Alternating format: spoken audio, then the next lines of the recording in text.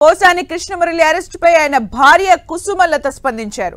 తన భర్త ఆరోగ్యం బాగాలేదని హాస్పిటల్ కు వెళ్లాలని చెప్పినా వినకుండా పోలీసులు రాత్రి వేళలో అరెస్ట్ చేశారని ఆరోపించారు. నోటీస్ ఇస్తే రేపు వస్తామని చెప్పామన్నా వినలేదన్నారు.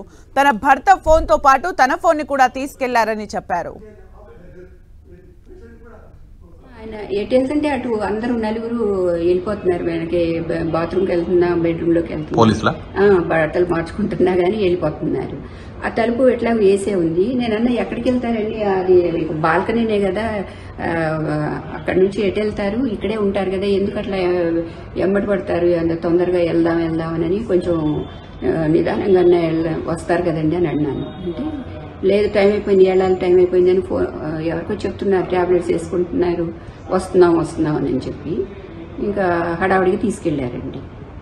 అంటే నేను రేపు 1వ తారీఖు అప్పుడు ఎప్పుడు తెప్పిస్తానండి, అయితే ఇంకా 2 ఉన్నాయి, ఒక 2 రోజులకే ఉన్నాయి అంటే మా డాక్టర్ చూసుకుంటారులేండి అవన్నీ అని అన్నారు.